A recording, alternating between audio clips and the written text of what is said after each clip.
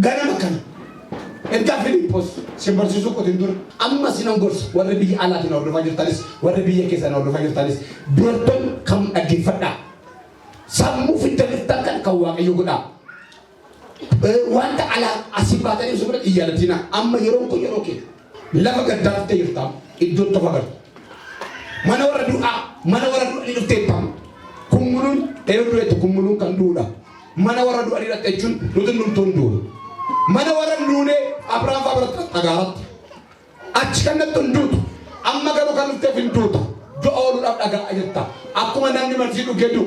Akkuma namni qoricha dhugee fayyadu. Amma ati nama duutu waan taate sagalee Waaqa dhageessee du'a bareedaa akka duutu dhaggeeffachuu dhufte. Faarfachuu utaaluu jalaluutu hin taate. Faarfannaan immoo isa gaaraatti shaakaluu dhufte. Eenyummaa kee boruu waan ta'eef. Kanaaf iddoo kanatti har'a ergaa Filiphos yeroo si hubachiisu ergaa godhee gosa lallabaa 5 keessaa inni tokko lallaba gorsaati waan ta'eef akkaataan itti siin ibsu akkatti siinii galu akka hubattanii lubbuu keessan oolfattanitti akkaataa itti jijjiiramtan akkaataa itti dhalootaaf ergaa siin keessa taa'u akka hubattaniif wanto akkasii garagaltanii of ilaaltan battam ani eenyunni maal fakkaadhaa eenyummaan koo kiyyoo meeqan ta'a beekumsi kun maal fakkaata an kiristaanoo azaaba ani eenyudha akkasiin jettan akkasii sammuu keessan banattanii of agartan kana godhu keessa barumsa ani ganama kana isinii kennu keessa mallattoo kiristaanota bilchina qabanii waan jedhu isin gorsa mallattoo amantoota bilchina qabanii amanatoota amanataadha hin faarfataa waldaa dhufaa hin nyaatti hin dhugdi garuu it is a maturity bilchinni jira waa'ee ga'umsa kiristaanummaaf waa'ee barumsa isa barannuuf waa'ee waldaatti deemuu keenyaaf waa'ee gooftaa waamnuu sanaa bilchina qabna gahaa taaneerra bilchina jechuun waa'ee waan hojjetanii tokkoof ga'umsa gahaa qabaachuun kwaalifaayi ta'u waa'ee jireenya jiraatanii gahaa ta'u namni tokko jireenya isaa keessatti mana barumsaa akkaadaamii keeji waan yeroo galuyyuu keeji yeroo galuyyuu keeji waan tursirii ga'umsoota gireen waaniitiif murteessaa akka ta'e namni tokko jireenya isaa keessatti waan hojjetuuf gahaa kan inni ta'u yoo bilchina qabaata iddoo ga'ee waan hojjetuuf bilchina yoo qabaata mallattoon bilchinaa immoo yoo irraa mul'atu. If you say I'm a mature man an nama gaara an nama bilchaataa ani immoo gaafa jettu ati jechuu kan dandeessu yoo ta'e ati ofiin jechuu yoo ta'e mallattoon bilchaataa ta'uu kee mallattoon nama waaqayyoo ta'uu kee mallattoon ati waan jiraachaa jirtuuf ga'aa ta'uu kee nutti mul'atu yoo ta'e ምልክቱ የበሰለ ክርስቲያን መሆን ወይ ደግሞ መሆንሽ ለኛ ለሌላ ሰው የማይገለጥ ከሆነ አንተ የምትለው ማቹር ነኝ ክርስቲያን ነኝ የምትለው ይሄ ሞኝነትን ይገልጣል እንጂ ክርስትናን አይገልጥም ሶ ነምይተው ብልጭነቀው ነምይቸ አነቱ ብልጭነቀው ጅሬ ደለበቶንታል ኤኙማን ክርስቲያን ስሪታውሳ መለቶን እራሙለት ተቆጅራችሁ መለቶን ራይሙለት ይወጣ ኢነቶ ፊንጀት ጎውማ ኢነቶ ፊንጀት ኢነቲቲኖ ደደበስ ጎውማ ዋይ መለቶ መታሳ መጫም ቁልቁሉን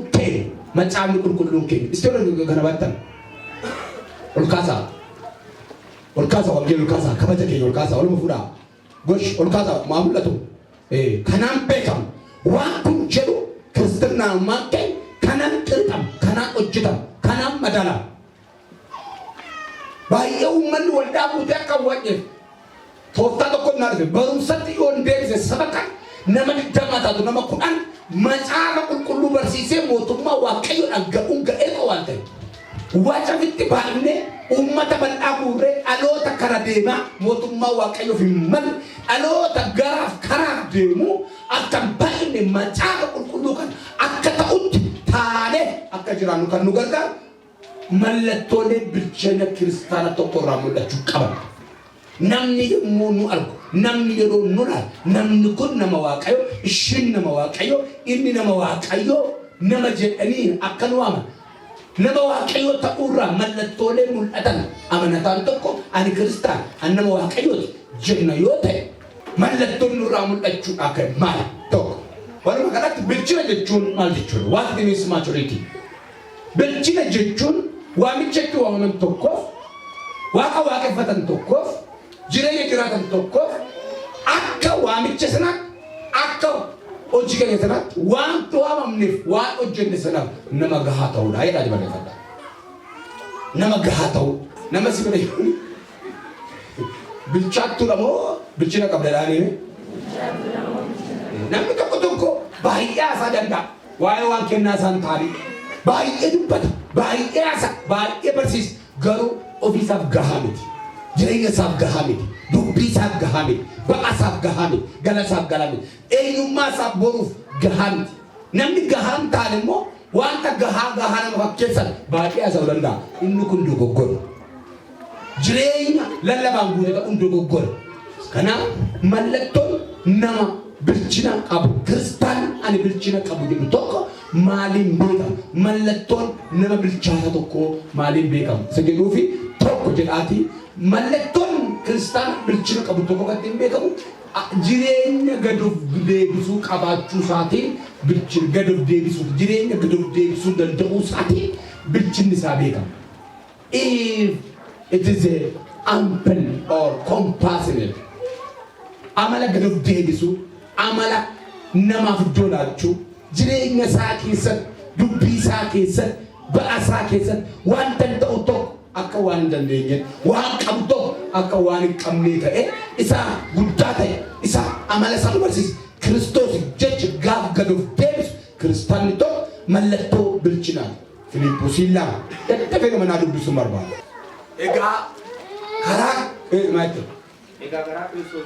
Egaa karaa Kiristoos wal gorsuun jaalala isaa ila karaa Kiristoos wal gorsuun jaalala isaattis wal jabeessuun karaa afur tokkummaa qabaachuun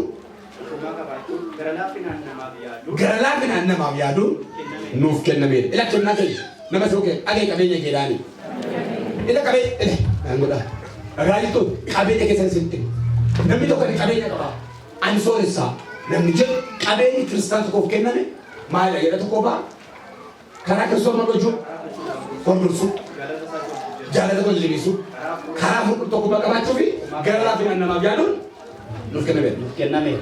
Qabeenya koo beekuun barbaadadhaa. Ila beekin tokko namni waaqayyo tokko bilchaatadha kan jedhamu tokko karaa Kiristoos wal gorsuu. One is advisor kan biraa gorsuu deebisuu ba'a walii baachuu edda walii darbuu akkamitti akka walii darban akkamitti akka walii dhiisan akkamitti qalbii akka diddiratan akkamitti namni akka sooru akkamitti namni goota afaan akka jiraatu karaa Kiristoos wal gorsuu lammaffaa jaalala isaatti wal jajjabeessuu inni hunda wal jajjabeessu inni inni waan akkanumatti bu'aa tokko malee akkanu jaalate nus akkanumatti maal agoon walaa jaalala jedhanii jaalala isaatti wal jajjabeessuu jechuun dubbii isaatiin hafuura isaatiin gorsaan gara isaatti wal jajjabeessuu inni sadaffaan karaa hafuura qulqulluu dhaloochuun tokkummaa qabaachuu waan hafuura qulqulluu jajjabeessuu waan hafuura qulqulluu jaalate jaalachuudhaan karaa hafuura qulqulluu tokkummaa hafuura qulqulluu eeganii karaa hafuura qulqulluu jajjabeessuu inni afraffaan gara laafinaan waliif yaadu. Isaan kun arfan si keessa jiran taanaan ani kan Kiristoos jechuu dandeessa garuu Kiristoos miti. Ani kan Kiristoos jettee waan baay'ee ta'uu dandeessa garuu keessa kee jiru nama yaaddu yoo ta'e gara laafinaan gara deebisuudhaan ba'a nama hambaabdu yoo ta'e Kiristoos nu gorse isin wali ba'aan itti baay'ee gara boqottaa asii boqochiisa anaan malee jirtu akka nu gorse koottaa namaaf yaada kunoo hin badina ibidda barbaadaan galina jedhee namaaf yaada karaa afur qulqulluu tokkummaa qabaadha jechuun ani abbaa keessa isin na keessa ani immoo abbaa keessa jechuudhaan tokkummaa akkanii ofii du'e namaa yaaduun kana jaalatu jiru du'ee nu jiraachisuu isaati isaan kana akkani nuu godhe nus akka kana waliin goonu macaafni qulqulluu keessaa baasee dubbata jechuudha itti fufee maal jedhaa ammas isin warra yaada tokko ta'uudhaan ammas isin warra yaada tokko ta'uudhaan jaalala tokko qabaachuudhaan yaada walitti dabalatanii wal gorsuudhaan saballee sendii wal gorsuudhaan yaada walitti dabalatanii tokko ta'uudhaan yaada tokkotti waliif galuudhaan gammachuu koo fiixaan naa baasaa gadoof deebisuudhaan warra kaan ofirra caalchisanii lakkaa'uu ekeleen na caalti ekelenna caala jettanii nama kan biraa ofirra caalchistanii lakkaa'uudhaan nama biraa ofirra caalchisaa lakkaa'a malee yaada ofittummaati yookiis of dhiibuudhaan waan tokko illee hin hojjetina. Isin keessaa attuma adda waan warra kaanitti tolus immoo haa ilaalu malee waan isatti tolu qofa maal godhini ilaalii waan nama biratti tolu haa ilaalu malee waan si tolu ilaalii bakka nu ga'a gadi deebisuu jenna ejjallaatti eenyu laalee akka gadi deebifnu macaafi qulqulluun maal jedha yaada garaa isa Kiristoos qabatu sana maal godha qabaadha inni bifa Waaqayyo abbummaan utuma jiru ulfina abbaa uumaatti tola ka'ee dhufee duwwaa godhee gadi deebisee kanaaf Waaqayyo gooftaan macaa maqaa jaallu ulfina bira qabsaaf kenne jedha. Namni tokko ni bilchaata kan jedhu yoo namni ni caala jechuu danda'e yoo of tuuluu baate yoo namaaf yaada qaba yoo ba'aa namaa baachuu danda'e nama har'a xiqqaa kana yoo hin guddan ta'e yoo walii kadhate ba'aa walii baate nama har'a nyaachaa jiru boruun quuftaan argatta jedhe yoo walii jajjabeesse malee wachuun otoo seera isaaniitiin otoo oma akka nama gatii qabu tokkoon otoo hin lakkaa'in cancannee himnatoon ta'a kiristaanummaan ani bilchina qaba mallattoon ati bilchaachuu kee kan ibsu maa inni yaada gad of deebisu jireenya gad of deebisuu qaba. Gad of deebisuu jechuun uffata bututtuu uffachuu jechuu miti hojii dhiisanii taa'u jechuu miti ani akka gubboon nyaadhaan hojii baduu dhiisanii miti. Iddoon gubboon nyaatamu keessee akka namni gubboon nyaanne jechuudha. Ani iddoo sana lola jira achiin bakka dhatoota iddoon lolli jiru taa'anii lolli akka tasgabbaa'u gochuu ofii miidhamanii. Kanaaf ofii keenya waan gochuu dandeenyu nama biraatu godha jennee yoo ilaalle dogoggora. Nutti fakkaachuu danda'a otoo seeraan eegi otoo dhiiga nama dhangalaafnu otoo olii gadi fiinnu otoo acha barbaannu otoo waan garaa garaa borchinu somnee waldaa keessa halleluuyaa inni lissaana yoo haasofne gatii qabu. Warri ala jirtan warri keessa jirtan gad of deebisaa. Namoota gaarii nyaachuun guddina miti. Maatii gaarii qabaachuun guddina miti. Digirii maastersii qabaachuun guddina miti. Kiristoosiin fakkaachuuf amala Kiristoos jedhu qabaachuun gaara. Kiristaanni bilchaatu mallattoon isaanii gad of deebisuudha. Har'allee gad of deebisuudha. Har'allee namni caalu jira jechuudha. Har'allee laphee cabaa qabaachuudha. Har'allee obbolaadhaaf yaadudha. Waa'ee biyya keessa jiraatanii waan gaarii yaaduudha. Har'allee sammuu ofii kana ani Kiristoosiin nan fakkaadha jechuudha. Duwwaa of godhe gad of deebisee. Dargaggeessa dargaggummaan kee darba. Barati wayyoo jettu tokko dhufana uumaa kee yaadadhu. Isa fakkaatu ana akka fakkaatanii of fakkeessee suume malee ollaa fakkeessee sin uumne. Ollaan kee hatee ta'uu danda'a kan soorome. Ilmi Waaqayyoo garuu bara baraan ulfina sii laata. Ulfina dabareetti darbuudhaaf gad of deebise. Kiristoos irraa baradhu. Ceephoo namaa sodaattee gorsa namaa sodaattee namni maallaan jedhaa sodaattee ibidda hin dhabne seenii gad of deebisuu bara. Laphee gad of deebisutti Waaqayyo dhiyoodha. Warra gad of deebisaniif fuulli Waaqayyo ifaan. Kanaaf gad of deebisuun mallattoo kiristaana bilchaatanidha. Yoo gad of deebistee dhuguma Kiristoos waan akeeti. Dhuguma hafuura Kiristoos qabu. Dhuguma Kiristoosii fi biraa mootummaa Waaqayyoon carraa dhaaluu qabu. Wanta takkoomte seera Waaqayyo gooftaan macaa waldaa kiristaanaatiif kenne. Wanta macaafa kana gubbaatti barreeffame mormita yoo ta'e baay'ifata. Waa'ee gad of deebisuu kana Waaqayyo Phaawulos warra Filiphoos immoo barreesse yoo ta'an kan hubattanii beektanii warra garboota hubadhaa ilakkata jedhanii jiru dubbise. Ilakka jedhu. Warri Filiphoos kuni daa'imni keessa jiran bittaa mootii Roomaa jala waan turaniif hundi isaanii wattaadaroota qorataa ba'anidha. Wattaadaroota qorataa ba'an waan ta'eef akkaataa lola warra danda'an warra mootummaa Roomaa keessatti lola guddaa danda'an warra tagarabbatuu danda'an warra meeshaa tokko sumaran warra akkasii kan warra qorataa ba'antu magaalichi kennameef. Magaalichi sana keessa waldaa godhattee gaafa hundoof manguddoota kanaaf warra qorataa ba'an kanaaf waldaan hin barbaachisu jedhanii Phaawulosaa Ximootoos Luqaasaa walii galanii waldaa gaafa dhaaban. Jarreen kun wangeela erga isaan biraan ga'e booddee Phaawulos mana hidhaa gale.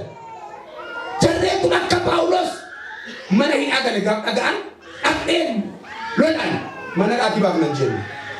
Gad of deebisanii hin kadhatan akkana Phaawulos. Kadhata keessan kanaan gara dhiigamutti dhufuun godhamu. Meeshaa danda'u loltoota bishatan ango qabani fayyadan akkum Kristos waaqayyo abbaa ta'e waaqa ta'e ilma wajjin afurqurootti tokkummaa ta'esan qixxee ta'e dhiisee gad buuse isinis amma mootii Roomaa kana mana dhageessa kan nabaas kadhata keessa yoo ta'e malee loltuu asii as keessa nama beekna jechuudhaan bakka karaa firaasii baafna jechuudhaan ta'an kadhata keessaniin gara ba'uutti akka dhufu nama naadhaan. Ikkatu jedha lammaffaa immoo Phaawulos kun nama waaqayyo akka ta'u beekanii bilcheena isaanii keessa waan Phaawulosiif barbaachisu kennaa jaalalaa walitti guuranii inni erguuf ture. Bilbilchina iyyaadudha. Ofirraa darbanii isaaniif yaadu. Wattaaddaroota barattoonni kun kiristaana gaaftaan amalli biyya lafaa keessaa du'e amma isaan warra bilchaatan kun akkamittiin Phaawulos akka gargaaramuudhaan malu. Phaawulos illee achuun keessa taa'ee waa'ee isaanii waan gaarii akka godhan gara deebisanii. Seeri yeroo sana biyya Roomaa impaayera Roomaa kun immoo bakka biyyi Roomaa bulchituu biyya ta'e gizaataachuu silsilaa jechuun biyyi hundumtuu isaa qolee Qeesar kun baay'ee hamaadha waan ta'eef.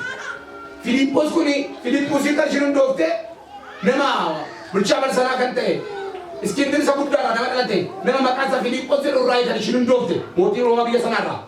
Maqaa bitti qabate maqaa isaa waamu jennaan Yesuus Phaawulos lakki. Nuti Filiphusin waamtu miti. Nuti biyya Roomaa waan ta'e ta'e jedha. Achukeeti maal jedha? Nuti kan biyya waaqarraati jedha.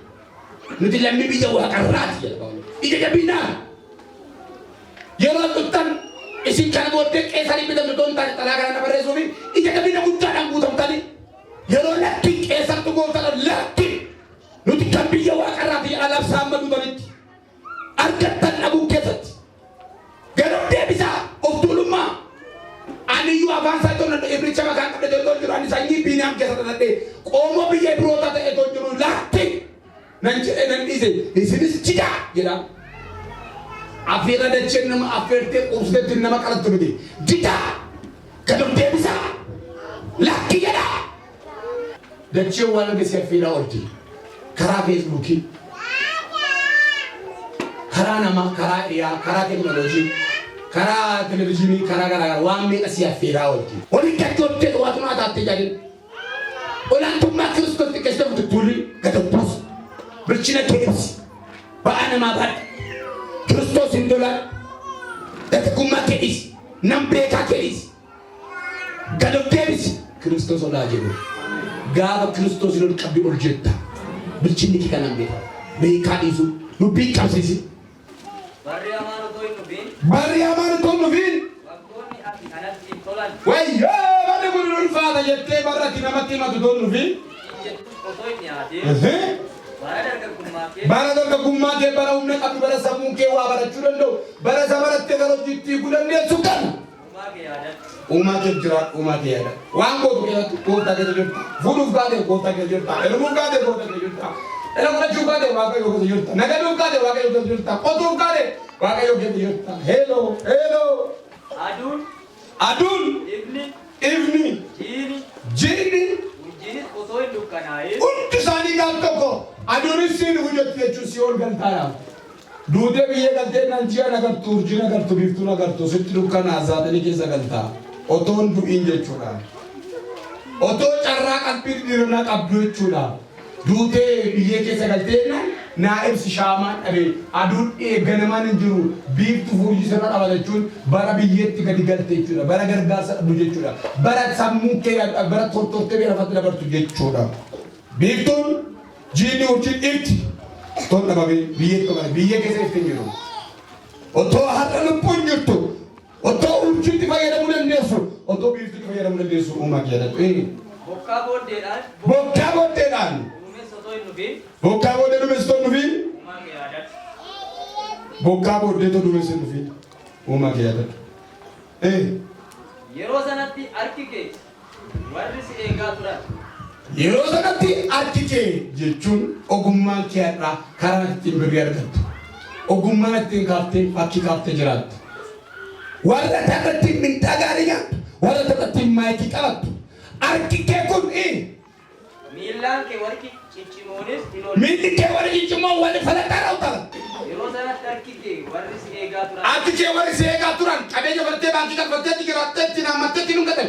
Isaan miilli kee warri ciccimoon ilkaan kee miilli kee maal ta'u? hin oolan. Miilli kee maal ta'u? Mul'ata. Milli keenya kun kana xaaruu taa'u ni booduu taa'u inni biyya beekte ta'u kun socho'uu dadhabee hin mul'ata. Marka namaatti galta kasaara qabatta. Bo'ee baqa sirraa kukkuftee caccabdaan dulloomte kan sirraa gadachaa. Kabeeree taata akka qabdee. Barra dhuwaayoo. Beelofte namna kaayisitti kenna ilkaan kee wala dandeessee nyaatu. Indulloomta milli kee waan seeni dhuma dandeessee yalaan baatu. Kuftee dalkaan sirraa dhuma. Barri baay'ee kana isaa tokko waan dhumaniif. Itti kee inni diimaa bareedaa fokkisa dheeraa argee waan bareedaa argee walii gadi buluufaa ture sun.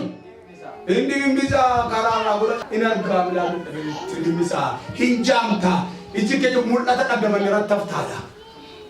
Mul'ata si akka fuudhama nama mandaraa taatan tana mandaraa taataadha. Ayi dargaggeessa mana kun naafatee qettama yaa dargaggeessa.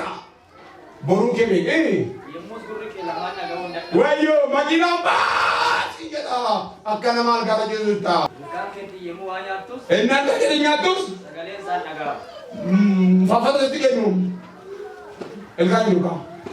Akka namaatti galta faffatatti galta soogidda qabachuun jiru waan namatti kenne nyaatta. Namoonni yeroo simbirri. Namoonni baay'ee baay'ee simbirri wacuun ka'u. Sagalee faarfannaan isaanii garuu sittiin dhaga'a. Faarfannaan dhaga'anii gammachuu jiru si wal galachuudhaaf. Baay'ee baay'ee kan namoota achi faarfatu abraan kan faarfatu sana simboo. Faarfannaa dhagoon ilkaan qaruu waawwaachuu malee ibidda barabaraa keessa jechuudha. Yemmus ati irraan olee adeemu. Yemmuu ati adara keessa qabdattee irraan olee deemtuu barbaadda gara mootummaa qadeemu barbaadda qalbii ni dhirata. Kunnoo Abrahaam saa alajaan jettee asii olee deemta. Karaa irratti waan sitti bu'us hin sodaatu. Bowwaatu jidduu kana jira waan ta'eef darbuu waan hin danda'ameef ni sodaata. Rifeensi mataa keetii. Rifeensi mataa keetii inni kana takka kaaftee gabbaafteetti of gowwoomsaa dhiiraa dubartii gowwoomsaa ooltu kuni. Akka daraaraa mataa bokkeen ta'a. Hundumtuu akka daraaraa bakkeetti keelloo fakkaata hundumtuu wal fakkaata. Dhaaroon kee akka kan korokkisaa hin dadacha. Bakka akkuma daawwi dubartii durumaa jettu ammatee buleera tootti hin bulee. Hin dadachaa gara booddee ammatee bulta. Abbigaayil dubartii durumaa jettu intala baay'ee bareedduu tokkodha daawwita ammatee bulee. Caaroon isaa waan dadachaa ta'e ittiin hin bulee. Ilma isaa hangafaa dhaqee godhee. Atin narraga falataa raawwataa tokko falataa sitti caba. Kan deebisuu baatte. Kajeellaan keessa ina dooda. Kajeellaan dubartii karaa babbaate bareedda inni nyaata nan dhugattu kuni iyyuma nagartee. Ati nama duun inni fakkaattu kun leeqanii fakkaattu kun egaa tokko na dadda. Seeliin keessa harkatti dhuma harka namaatti kufta sammuu nama xiqqaatta. Akka attafta seetii buruun salphatta. Kana booddee iddoo qonnaa bara baraa hin dhabu. Iddoo boqonnaa bara lama jira. Tokko iddoo bara baraan gubatan ibidda bara bara. Lama yoo waan qajeelaa buutee uumaa keedatte immoo iddoo bara baraan boqotan mootummaa waaqayyo. Gooftaa keenyaaf galannaa ta'u.